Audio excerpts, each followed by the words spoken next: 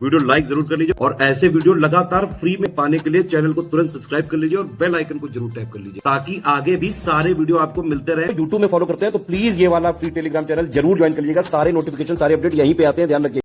दोस्तों, जब भी आप अर्थव्यवस्था का अध्ययन करते हैं तो आप उस समय देखते हैं वक्रों को, यानी जो कर्व्स होते हैं इन्हें, और इनके माध्यम से कुछ चीज़ों को रिप्रेजेंट किया जाता है। यहाँ से प्रश्न बनते हैं, लगभग हर साल पूछे जाते हैं। तो आइए बिना देर किए शुरू करते हैं। इसमें सबसे पहला आपका है लॉरेंज। ठीक है, लॉरेंज वक्र। एक क्रम से पहले कौन कौन से हैं उनको देख लेते हैं। उसके बाद गिनी गुणांक है। ठीक है, ये एक अलग से कॉफिशिएंट आप देख रहे हैं। फिर लॉफेर आ जाता है, कुजनेट भी है, इसमें फिलिप्स भी है। ठीक है, जितने भी महत्वपूर्ण हो सकते हैं वो सभी हम यहाँ पर कवर करेंगे। सबसे पहले आपका लॉरेंज। और लॉरेंज कर्व जो होता है या लॉरेंज वक्र जो होता है, ये किसी भी देश में लोगों के बीच में आमदनी की विषमता को नापता है। और लॉरेंज वक्र समाज में आय के वितरण का एक ग्राफिकल रिप्रेजेंटेशन है। आय का वितरण दर्शाने की बहुत सारी विधियां हैं, लेकिन जो चित्रात्मक प्रस्तुति होती है वो लोगों के ज़्यादा समझ में आती है। ठीक, तो इसीलिए ये वक्र के रूप में दर्शाया गया है। ग्राफिकल रिप्रेजेंटेशन से ये चीज़ बखूबी दिख सकती है। और इसके खोजकर्ता या इसको बनाने वाले जो व्यक्ति हैं उनका नाम था मैक्स ओ लॉरेंज, और उन्हीं के नाम के आधार पे इस कर्व का नाम लॉरेंज कर्व रखा गया। समय था 1905 का। ठीक है, 1905 जब हम लोग बंग भंग से जूझ रहे थे तो उस समय ये लॉरेंज कर्व जो है इसका आविष्कार हो चुका था। और इसका प्रयोग जनसंख्या में असमानता का विश्लेषण करने के लिए भी किया जाता है। बात वही है, आमदनी की विषमता को अगर आप नाप सकते हैं, उसे रिप्रेजेंट कर सकते हैं, तो निश्चित तौर पर आप जनसंख्या में जो असमानता है उसको भी रिप्रेजेंट कर पाएंगे। ठीक है, असमानता का आधार मूल रूप से क्या होता है? अर्थव्यवस्था या आर्थिक ढांचा किसका कैसा है, उसी आधार पर यह तय होता है कि उसका स्टेटस कैसा होगा, है ना। तो वो चीज़ हम यहाँ पर विश्लेषण कर सकते हैं। और इस ग्राफ में राष्ट्रीय आय के संचयी प्रतिशत को घरों के संचयी प्रतिशत पे खींचा जाता है। तो कुल मिलाकर वक्र में पूर्ण समानता रेखा से झुकाव की कोटि समाज में असमानता की माप होती है, और यहीं से निकल कर आता है गिनी कॉफिशिएंट। लेकिन ऐसे मज़ा नहीं आ रहा है, हमें ये देखना पड़ेगा कि लॉरेंज जो कर्व है वो कैसा दिखता है। तो ये है आपका लॉरेंज कर्व, इसे आप देख रहे हैं। इसमें एक्स और वाई एक्सिस है। ग्राफ खींचते समय आप जानते ही हैं, आपने अपने बचपन में विद्यार्थी जीवन में बहुत सारे ग्राफ बनाए होंगे।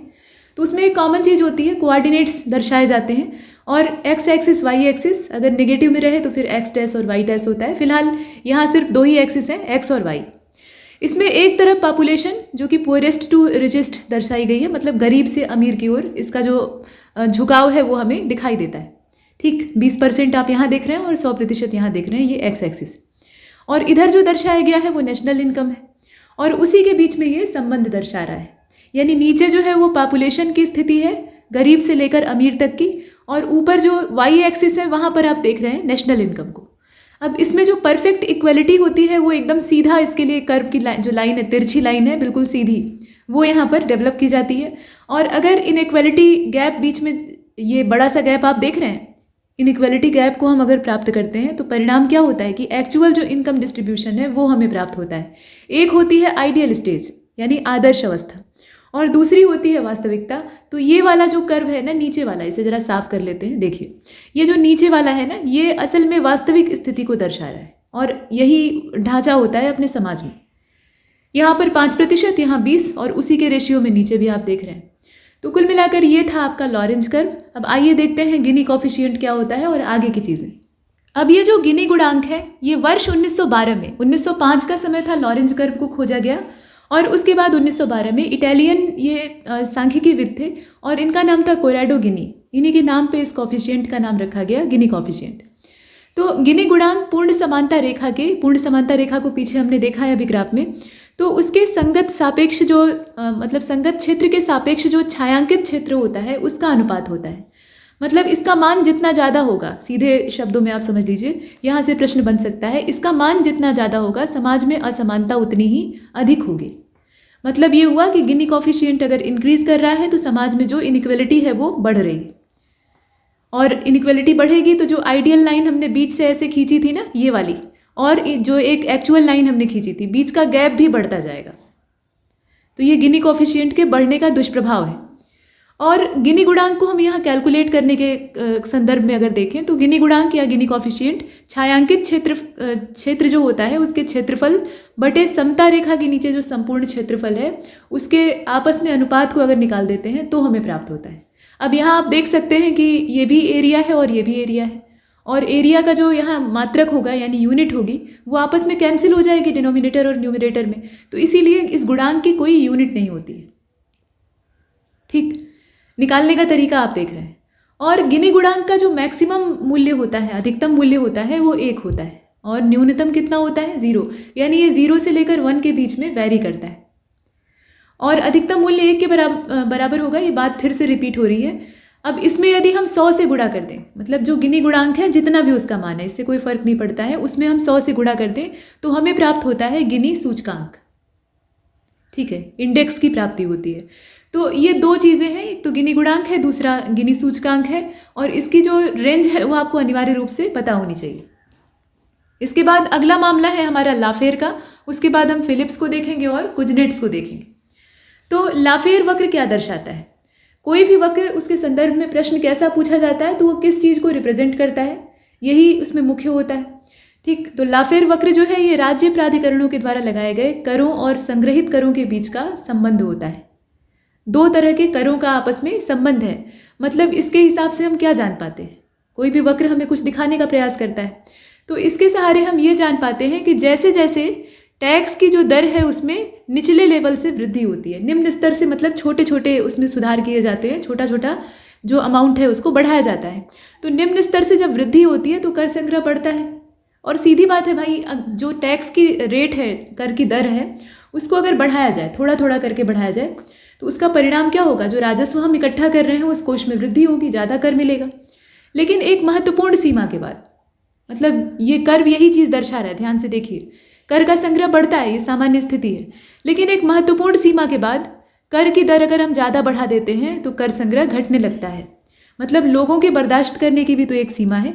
सरकार अगर मनमाना कर आरोपित कर दे तो लोग कर देना नहीं चाहेंगे या देने की स्थिति में नहीं होंगे, तो फिर क्या होगा, कर की चोरी होगी, है ना, काला धन इकट्ठा होने लगेगा। तो ऐसी स्थिति न आए, इसीलिए एक मार्जिनल या मध्यम स्तर का जो कर का दर है वो रखा जाता है। तो ये लाफेर वक्र है, काफ़ी उपयोगी है, और इसके सहारे ये जानने में सहायता मिलती है कि बहुत हद से ज़्यादा, मतलब एक लिमिट के बाद अगर हम टैक्स का रेट इंक्रीज़ कर रहे हैं, परिणाम क्या होगा, जो रेवेन्यू इकट्ठा हो रहा है उसमें कमी आने लगेगी, और जो चोरी है, मतलब कर की चोरी, वो बढ़ती जाएगी।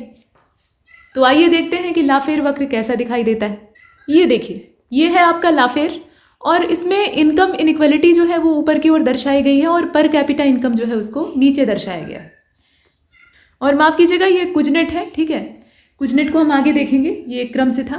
अगला वाला देखते हैं, और अगला जो आपका कर्व है वो है लाफेर। ठीक, ये है लाफेर कर्व, और इसमें आप साफ साफ देख पा रहे हैं, क्योंकि हमने पीछे देखा था कि लाफेर कर्व में क्या होता है, वो हमें ये दिखाने का प्रयास करता है कि कर की दर में थोड़ा थोड़ा करके हम वृद्धि कर रहे हैं, तो इससे कर संग्रह बढ़ रहा है। आइए देखते हैं कैसे बढ़ता है। ये है आपका 0%। टैक्स का रेट जो है वो नीचे एक्स एक्सिस पर दिया हुआ है, ये बढ़ेगा आगे की ओर जाएगा तो, और टैक्स रेवेन्यू जो इकट्ठा किया जा रहा है वो वाई एक्सिस पे। अब इसमें धीरे धीरे करके वृद्धि की जा रही है, आप देख रहे हैं ये ऊपर की ओर रेखा जा रही है, और उसके बाद ये ग्रोथ जो है ये मैक्सिमाइजिंग पॉइंट तक पहुंच चुकी है, मतलब यहाँ पे एकदम उन्नत स्तर है ग्रोथ का।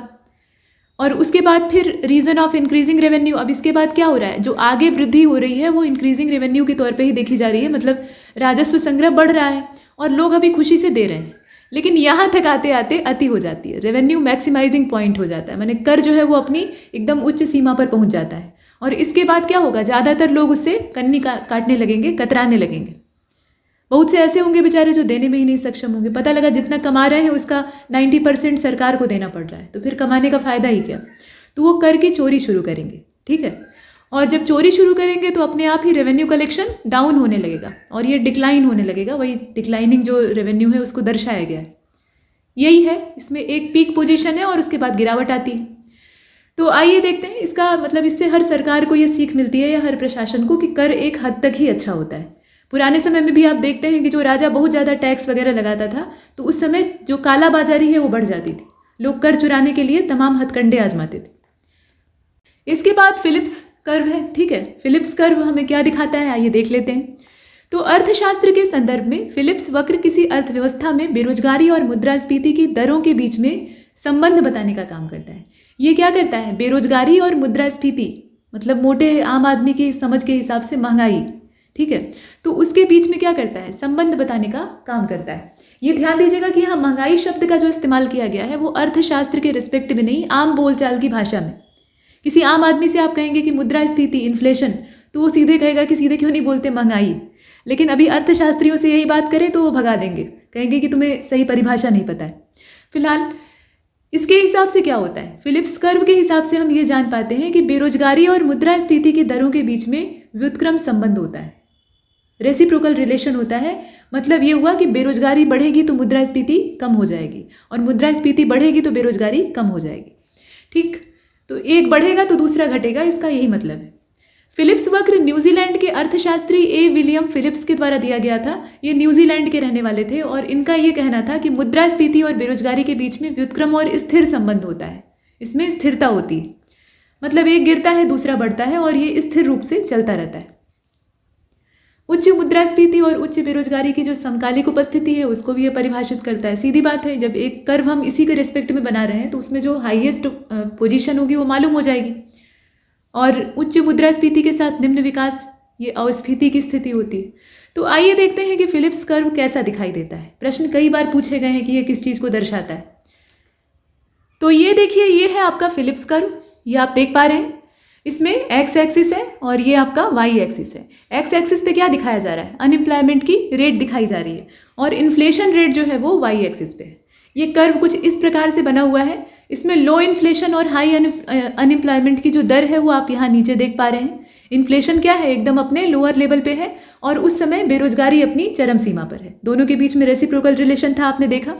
और ये जैसे जैसे ऊपर की ओर जा रहा है तो आप देखिए इसमें हाईएस्ट इन्फ्लेशन, मतलब चूंकि वाई एक्सिस पे क्या हो रहा है, ये कर्व बढ़ रहा है, तो इसका मतलब है कि इन्फ्लेशन जो है वो बढ़ रही है, और जो अनएम्प्लॉयमेंट है उसमें कमी आ रही है। यही स्थिति, मतलब दोनों के बीच का जो तालमेल है उसको दिखाने का काम ये फिलिप्स कर्व के द्वारा किया जाता है। तो इतना ही इसमें देखना था, ज़्यादा फंसने की आवश्यकता नहीं है। न ग्राफ आपको वहाँ बनाना है, मेंस में बनाना होता है, तो वो आरओ में ऐसा कोई मेंस होता नहीं है, यूपीपीसीएस में ये काम करना होता है, तो उसके लिए आप देख सकते हैं। बाकी इसमें समझने के लिए ये दिखाया जा रहा है, चित्र के माध्यम से आपको बेहतर समझ में आएगा। अगले वक्र की ओर चलते हैं जो कि संभवतः कुजनेट है। आइए देखते हैं कौन सा है। तो ये सही में कुजनेट कर्व है, ठीक है, कुजनेट वक्र है, और इसका संबंध कुछ कुछ पर्यावरण से। अब पर्यावरण भी अर्थशास्त्र से जुड़ा हुआ है, मतलब पैसे के बिना कुछ चलने वाला है नहीं।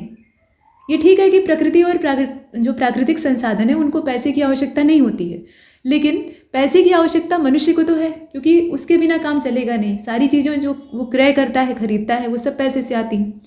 तो पर्यावरण कुजनेट्स वक्र को नोबेल पुरस्कार विजेता साइमन कुजनेट्स के द्वारा रखा गया था। मतलब कहने का तात्पर्य यह है कि इसमें जो नाम दिया गया है कुजनेट, वो कहीं इकोनॉमिकल कोई टर्म नहीं है, बल्कि एक व्यक्ति का नाम है जो कि नोबेल पुरस्कार जीत चुके थे, और इनका नाम था साइमन कुजनेट्स। और इनकी जो हाइपोथेसिस है उसके हिसाब से जब कोई देश ग्रोथ करता है, जब किसी देश में वृद्धि होती है, तो शुरुआत में क्या होता है, सारा पैसा हम संसाधनों में लगा देते हैं, नतीजा आर्थिक तंगी। ग्रोथ करने के चक्कर में हम क्या करते हैं, रिस्क लेते हैं ना। एक आम आदमी के रिस्पेक्ट में समझिए, अपनी अर्थव्यवस्था को अगर आपको सरल तरीके से समझना है तो एकदम बड़े लेवल में मत जाइए, एक सिंगल जो इंडिविजुअल स्तर है वहाँ से देखिए। तो आप देखें कि कोई भी आदमी थोड़े से जब शुरू करता है, उसके पास सीमित पूंजी है, तो वो पूंजी को एक खास जगह पे लगाएगा जहाँ उसे ठीक लगेगा, और वो रिस्क लेगा।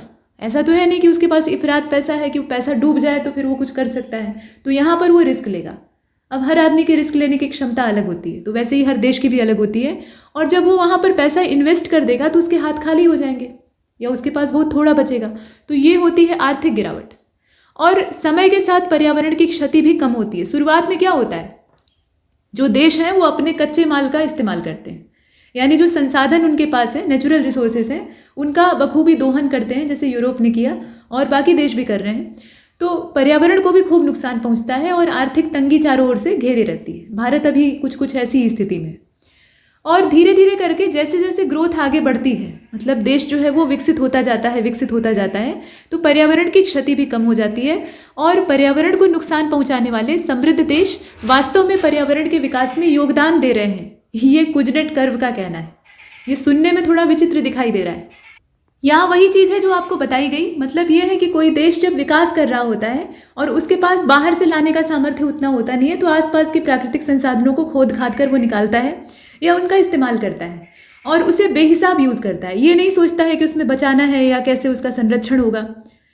और उसके बाद चूंकि उसकी आवश्यकताएं बड़ी होती हैं, जैसे जैसे वो विकास करता जाता है, उसका पेट भरता जाता है, वैसे वैसे वो और दुनियादारी की सोचने लगता है। तो उसको ये लगता है कि प्रकृति का भी संरक्षण करना चाहिए। तो विकसित हो जाने के बाद वो प्रकृति का संरक्षण ही करता है, चाहे करना चाहे या न करना चाहे, लेकिन अब वो प्रकृति को वैसा नुकसान नहीं पहुंचाता है। ये मामला है।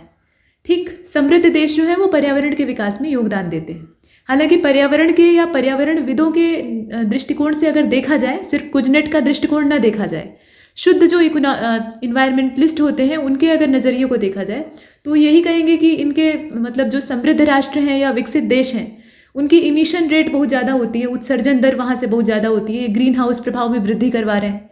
बात ठीक भी है, लेकिन यहाँ एक सामान्य आर्थिक सिद्धांत लिया गया है और एक परिकल्पना ये कहती है कि जब देश विकसित होना शुरू होता है, ठीक है, तो पहले कुछ समय के लिए आर्थिक असमानता बढ़ती है, लेकिन एक लिमिट के बाद, मतलब एक लिमिट तक पहुंचने के बाद एक निश्चित औसत आय प्राप्त हो जाती है और उसके बाद जो आर्थिक असमानता है वो घटनी चालू हो जाती है।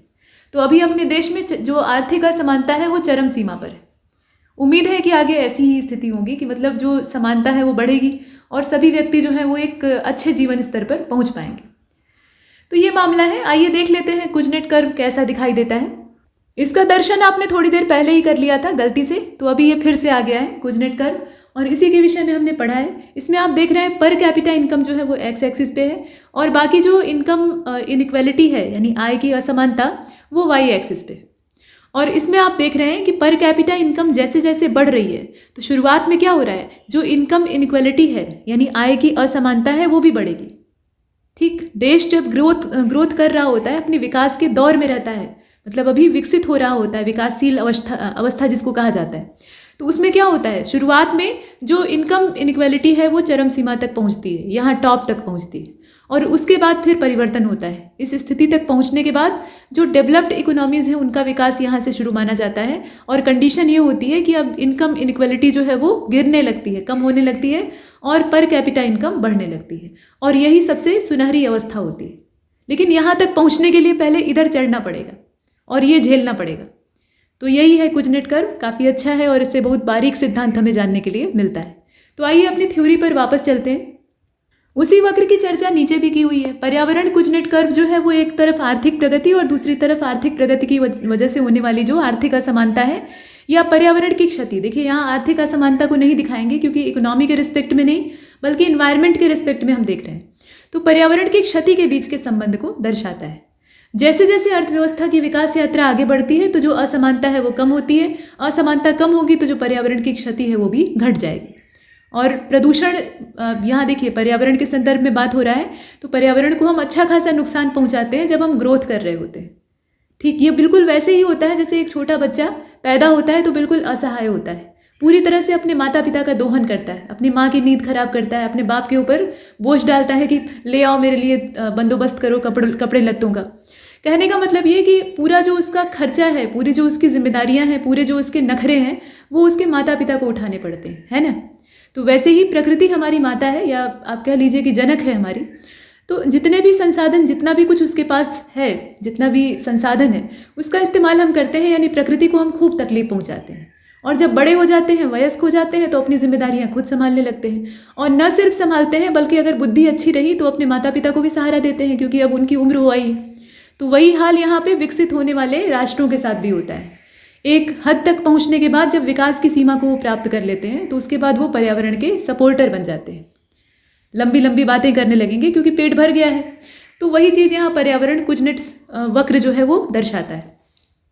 ये वही पिछला वाला, मतलब देखिए पर्यावरण के संदर्भ में बात की जाए या अर्थव्यवस्था के संदर्भ में बात की जाए, कुजनेट कर्व जो है वो दिखेगा कैसा, वो दिखेगा उल्टे यू के आकार का। ऐसे शुरुआत में क्या हो रहा है, असमानता बढ़ रही है, बाद में असमानता घट रही है और जो आर्थिक विकास है वो बढ़ता जा रहा है। यही है, ये इसका टॉप लेवल है, मतलब शिखर की पोजीशन है।